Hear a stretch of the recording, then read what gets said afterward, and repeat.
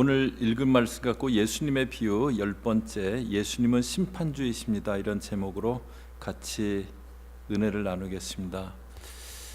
저희가 어떤 일을 판단하고 결정할 때 가능한 여러 각도에서, 여러 방면에서 이렇게 좀 바라보면서 판단하고 결정하려고 그렇게 해야 됩니다. 너무 한 방향으로만 보면서 결정하면 잘못 판단하기 쉽고요. 또 그런 것을 이렇게 시야가 좁다라고 그렇게 얘기하잖아요. 저희들 신앙에서도 그렇습니다. 신앙에서도 시야가 좁을 수도 있고 또 신앙의 시야가 넓을 수도 있고 그렇습니다. 오늘은 종려주일입니다. 예수님이 이 땅에서의 마지막 한 주간을 예루살렘에서 보내시기 위해서 예루살렘 성에 나귀를 타고 입성하신 그런 종려주일인데요.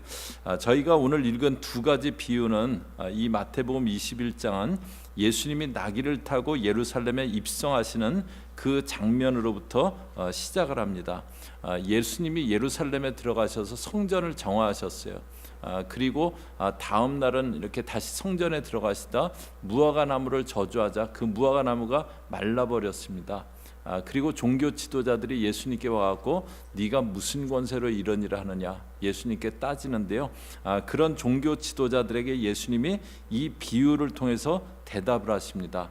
그런데 오늘 이 비유를 통해서 저희가 예수님을 너무 한 각도로만 이렇게 볼 것이 아니라 좀 넓게 봐야 된다는 그것을 오늘 이 비유가 보여줍니다.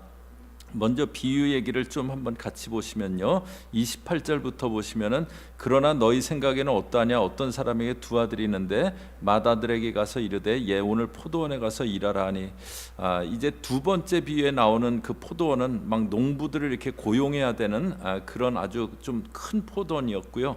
그런데 여기 포도원은 그냥 가족끼리 이렇게 하는 그런 소규모의 포도원이었었던 것 같아요. 그래서 맏아들에게 오늘 포도원에 가서 일 좀 해야겠다, 아버지가 그럽니다. 그랬더니 29절에 대답하여 이르되 아버지 가겠나이다 하더니 가지 아니하고, 가겠다고 분명히 아버지 앞에서는 정말 대답을 잘했습니다. 그런데 안 가버린 거예요. 그랬더니 이제 30절에 보면요, 둘째 아들에게 가서 또 그와 같이 말하니 대답하여 이르되 실소이다 하였다가 그 후에 뉘우치고 왔으니, 그래서 이제 두 번째 아들에게 갔더니 아들은 난 일하기 싫다고 그럽니다. 그러더니 뉘우치고 일을 하러 갔다고 그럽니다. 여기 이제 첫 번째 아들 가겠다고 하다가 안 가버린, 그냥 모른 척하고 안 가버린 이 첫째 아들, 이 아들은 자기들이 맏아들과 같은 존재라고 생각하는 이 당시 종교 지도자들, 그들에 대해서 말씀하시는 겁니다. 이들은 말은 잘했어요. 말은 정말 잘했습니다. 그런데 막상 순종하지는 않았어요. 그것에 대해서 이제 예수님이 뭐라고 하시냐면요, 31절에 보시면 그 둘 중에 누가 아버지의 뜻대로 하였느냐 이르되 둘째 아들이니이다. 예수께서 그들에게 이르시되 내가 진실로 너희에게 이르노니 세리들과 창녀들이 너희보다 먼저 하나님의 나라에 들어가리라. 예수님이 세리와 창녀들이 너희보다 먼저 하나님의 나라에 들어간다. 여기 먼저는 종교 지도자들입니다.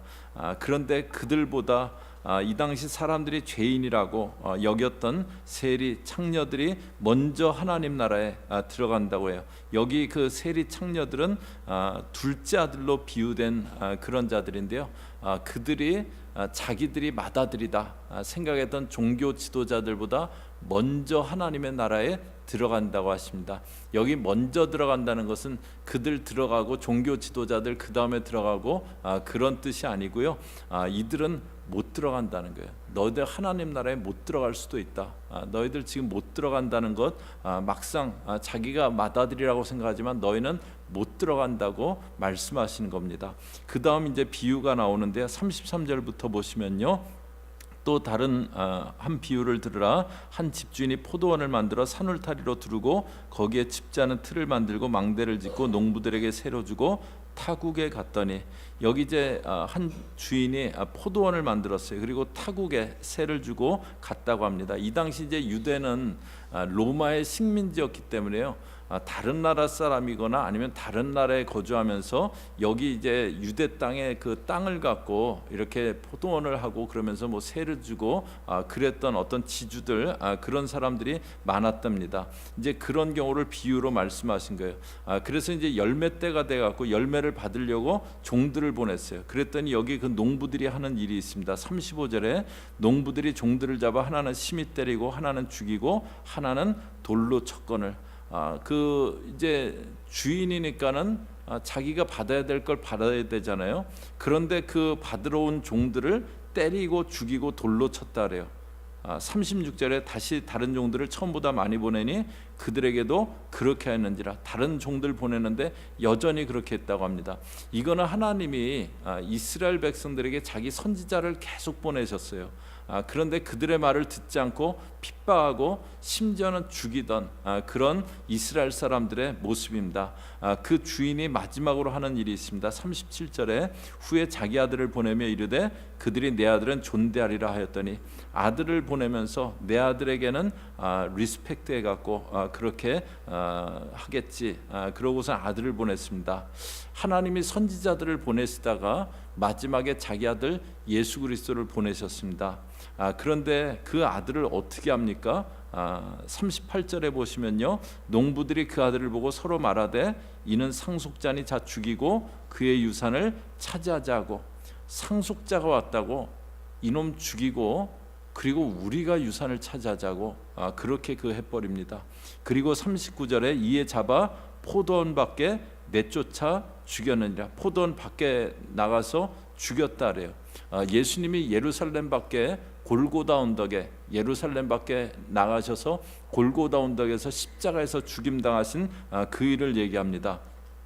그런데 이제 저희들은 예수님을 생각할 때 여기까지 39절까지로 많이 생각을 해요. 이 땅에 육신을 입고 유대 베들레헴에서 말구에 태어나신 예수님, 몫으로 나사렛에서 지내시던 나사렛 예수, 또 어린 나귀를 타고 볼품없는 모습으로 예루살렘에 입성하셨던 종려주일의 예수님, 그러다가 십자가에서 비참하게 죽임당하신 예수님, 예수님을 이렇게만 생각을 많이 합니다.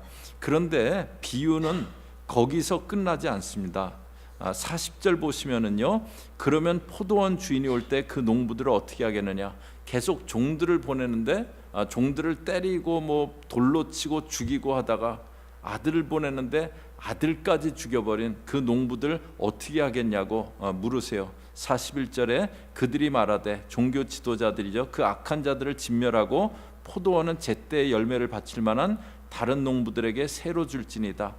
그런 자들은 죽일 거고 다른 그 농부들에게 맡기지 않겠습니까? 이제 얘기를 해요. 이것은 이제 예수님의 다른 면에 대해서 말해줍니다. 초림에 처음 오셨던 예수님은 사랑의 예수님이셨어요. 그분은 나귀를 타고 예루살렘에 입성하셔서 십자가에 달려 죽으신 예수님이셨습니다. 그러나 다시 오시는 예수님, 재림하시는 예수님, 그 예수님은 심판주가 되실 것을 그것에 대해서 보여주십니다. 첫 번째 비유에서도 하나님 나라에 들어가느냐 들어가지 못하느냐 그것을 결정하는 것, 심판주 예수님의 모습이 나옵니다. 이 두 비유가 공통점이 있는데요, 포도원을 배경으로 하고 있다는 거고요, 두 번 다 결론에 예수님이 심판주라는 것을 말해주고 있습니다. 저희가 신앙생활하면서 예수님이 심판주시다, 그것을 꼭 기억해야 됩니다. 저희 한번 따라하실래요? 예수님은 심판주시다. 저희가 신앙생활하면서 예수님이 심판주가 되신다는 그 사실도 꼭 기억해야 됩니다. 그런데 그거를 신앙생활하면서 그냥 기억지 않고 또 별로 생각지 않고 그렇게 살아갈 때, 신앙생활할 때 나오는 모습이 있어요. 첫 번째 비유에서 맏아들이 아버지 뜻에 불순종합니다. 포도원에 가서 일 좀 해라 그랬더니 가겠다고 하고 가지 않았어요. 대답만 하고 불순종했습니다. 이것은 그 당시에 종교 지도자들이에요. 하나님에 대해서 잘 안다고 하던 그런 자들입니다.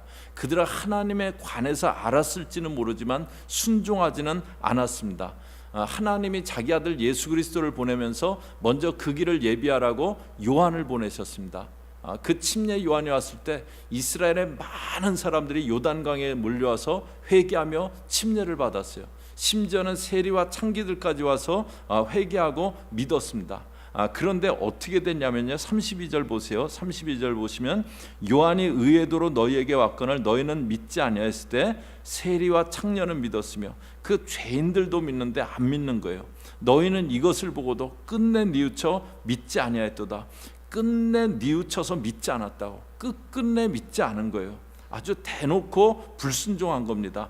그들은 그냥 하나님에 대해서 아주 우습게 가볍게 생각했어요. 포도원에 가서 일하라고 했는데 뭐 안 가봐야 뭐 아버지가 어쩌겠어? 그냥 그렇게만 생각한 거예요. 그러나 세리와 창기는 하나님 나라 들어가는데 너희들은 못 들어간다는 그 얘기를 듣는 그런 결과가 있게 됩니다. 저희가 신앙생활하면서 순종을 하고 불순종하고 그것은 그렇게 가벼운 문제는 아니에요. 이렇게 신앙생활하면서 저희가 뭐 불순종 할 수도 있지, 어떻게 순종만 늘해, 이제 그렇게 생각하면서 신앙생활 할 수 있어요. 그런데 예수님이 심판주시다, 그것을 기억하면은요, 불순종은 아주 심각한 결과가 있을 수 있다는 것, 그것을 예상해야 되는 일입니다. 그냥 적당히 넘어가 주시겠지, 그렇게 생각할 문제가 아니에요. 그것이 하나님을 경외하는 겁니다. 하나님은 저와 여러분이 결코 가볍게 대할 분이 아니세요. 하나님은 저희가 그냥 아주 소홀하게 대할 그런 분이 절대 아니십니다. 그분은 내가 그냥 알아서 적당히 불순종하고 넘어가고 그럴 분이 아니세요. 그분은 저희가 경외해야 될 분이십니다. 또 하나님이 심판주시다, 그것을 저희가 기억지 않으면요, 신앙생활을 그냥 제멋대로 합니다. 두 번째 비유에서 포도원 주인은 굉장히 인내심이 있는 그 주인이었어요. 열매를 거둘 때가 돼서 처음 이제 그 종들을 보냈을 때 고용된 그 농부들이 종들을 때리고 죽였어요. 그때 바로 찾아와서 그 농부들을 심판하지 않았습니다. 그 대신 다른 종들을 보냈어요. 마가복음에 이제 똑같은 비유가 나오는데요, 거기는 3번 보내고 그 다음에 아들을 보낸 게 나옵니다. 그런데 실제로 하나님은 선지자들을 3번만 보내지 않았어요. 거듭 그렇게 선지자들을 보내셨습니다. 하나님은 분명히 사랑의 하나님이세요. 범죄하는 저희 인간들에게 인내하시며 기다려주시는 하나님이세요. 하나님이 노아 시대 땅이 너무 죄악이 많이 가득 찬 것을 보면서 인간 지은 것을 한탄하셨다 그래요. 그리고 홍수로 그 인간들을 멸하실 것을 마음에 작정하셨어요. 그리고 노아에게 그 산 위에 방주를 지으라고 그렇게 말씀하세요. 그런데 그 방주를 짓는 기간이 얼마가 걸리냐면 120년이 걸립니다. 분명히 하나님이 마음에 작정하셨어요. 홍수로 땅을 멸하리라. 그런데 그 홍수가 온 것은 방주가 다 지어진 120년 뒤에 홍수가 옵니다. 이것은 120년이라는 시간은요, 그냥 하나님도 어쩔 수 없이 방주가 만들어질 때까지 기다렸어야 되는 그런 어쩔 수 없는 그 시간이 아니고요, 하나님이 산 위에 방주를 짓는 그 노아의 모습을 보면서 사람들이 그 모습을 보면서 회개하고 돌아오라고 하나님이 기다려주신 그 시간입니다. 뭐 하나님이 방주를 만드시려면은 바로 그 순간으로도 만드실 수 있었겠지만, 그러나 120년이라는 그 시간을 방주를 짓는 것을, 산 위에 방주 짓는 걸 지켜보신 것은요, 하나님이 인간들을 기다려 주신 그런 시간이에요. 하나님은 이렇게 사랑으로 인내해 주시는 그런 하나님이세요. 여기서도 자기가 보낸 종들을, 그렇게 어뷰즈한 농부들을요, 막바로 진멸하지 않아요. 다시 종들 보내고 마지막에 아들까지 보냅니다. 그런데 포도원 농부들은요, 주인의 뜻을 거역해요. 그냥 자기들 하고 싶은 대로 그렇게 행합니다. 그리고 그것은 아들을 죽이는 데서 절정에 이르러요. 예수님이 심판주라는 사실을 기억지 않으면은요, 저희가 신앙생활하지만 그냥 제멋대로 그냥 이렇게 내 마음대로 그렇게 행하게 됩니다. 그런데 어떻게 되냐면요, 42절 보세요. 예수께서 이르시되 너희가 성경에 건축자들이 버린 돌이 모퉁이의 머릿돌이 되었나니, 건축자들의 버린 돌, 이것은 뭐냐면요, 예수님이 오셨을 때 예수님을 사람들은 버린 돌 취급을 했어요. 그냥 나사렛에서 무슨 선한 것이 날 수 있느냐, 예수님을 아주 천대했습니다. 예수님의 뺨을 치고 예수님께 가시 면류관을 씌우면서 유대인의 왕이여라고 조롱을 했습니다. 그리고 그 예수님을 십자가에 못 박아 죽였어요. 그런데 그 결과가 뭡니까? 그 예수님은 버린 돌이 아니고 모퉁이의 머릿돌, 어떤 건축물에서 가장 중요한 돌이라는 거예요. 그래서 44절에 보시면요, 이 돌 위에 떨어지는 자는 깨지겠고 이 돌이 사람 위에 떨어지면 그를 가루로 만들어 흩으리라. 이 돌 위에 떨어지면은 깨지겠고 이 돌이 떨어지면 그 사람은 가루가 된다. 그렇게 말씀하세요. 아주 혹독한 심판이 있을 것에 대해서 말씀하십니다. 예수님과 같이 이제 십자가에 달릴 그 흉악범 중에 바라바가 있었어요. 빌라도가 예수님을 재판하고 나서 마지막으로 유대인들에게 묻습니다. 내가 예수를 놓아줄까? 아니면 이 바라바를 놓아줄까? 그것을 물어요. 그런데 유대인들이 한 목소리로 외칩니다. 예수를 십자가에 못 박고 바라바를 놓아달라고. 바라바를 놓고 예수를 십자가에 못 박으라고 그렇게 외칩니다. 빌라도가 물을 가져와서 자기 손을 씻으면서 이 죄에 대해서 나는 무죄하다, 너희가 그 죄를 당하겠냐, 그렇게 묻자 그들이 하는 대답이 있어요. 마태복음 27장 25절이요. 저희 앞에 보시면서 같이 읽습니다. 시작. 백성이 다 대답하여 이르되 그 피를 우리와 우리 자손에게 돌릴지어다 하거든. 만약에 이것을 통해서 어떤 우리가 대가를 치러야 된다면 우리 치르겠다는 거예요. 그 피를 우리 자손에게 돌리라고 아주 외칩니다. 저 예수를 십자가에 못 박아서 만약에 우리가 피의 대가를 치러야 된다면 우리와 우리 자손이 감당하겠다고 외쳐요. 아주 악하고 아주 제멋대로인 그런 행동이었어요. 그런데 그 결과가 어떻게 됐습니까? AD 70년에 예수님이 AD 33년에 십자가에 못 박히셨잖아요. AD 70년에 예루살렘이 멸망됐습니다. 이스라엘이라는 나라가 없어졌어요. 유대인들은 전 세계 디아스포라 흩어졌습니다. 그리고 곳곳에서 갖은 수모를 당했어요. 그러다 2차 대전 때는 수백만 유대인들이 나치에 의해서 학살당하는 일이 있게 됩니다. 그 피를 우리 자손에게 돌리라고 소리를 치던 그들에게 그런 일이 있게 됩니다. 예수님이 심판주라는 사실을 모르고 아주 자기 멋대로 방자히 행했던 아주 처절한 열매였습니다. 종려주일은 예수님이 나귀를 타고 예루살렘에 입성하신 날이에요.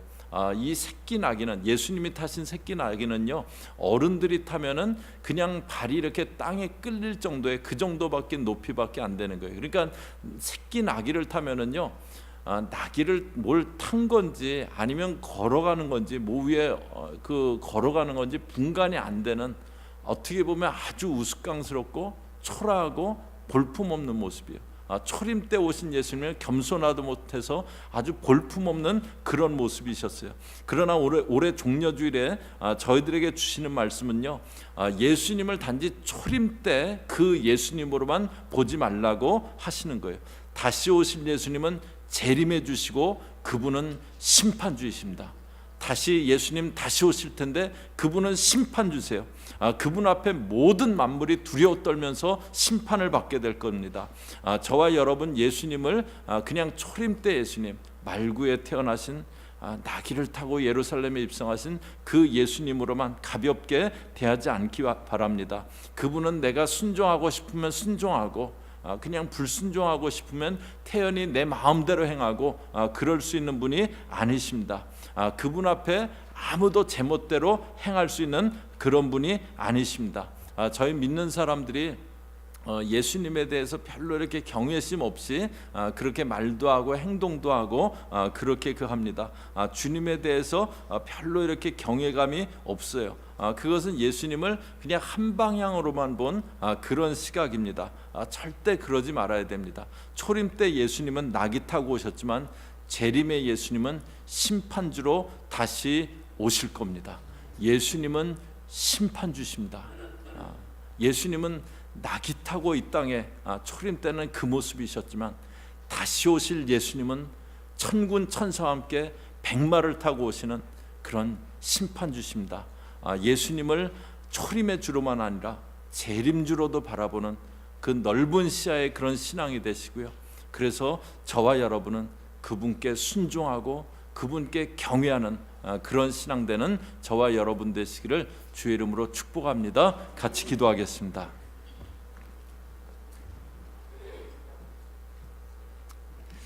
하나님, 저희가 이 종려주일에 예수님의 또 다른 모습, 다시 오실 예수님, 심판주로 오실 예수님, 그 예수님을 보았습니다. 하나님, 저희가 예수님을 가볍게 여기지 않게 하옵소서. 그냥 적당히 불순종해도 되고 적당히 내 멋대로 내 마음대로 해도 되고 그런 예수님으로 생각지 않게 하시고 순종하고 경외하고 그분을 섬기고 모시는 그런 신앙 되어지게 저희들을 붙잡아 주시옵소서. 예수님의 이름으로 기도 올리옵나이다. 아멘.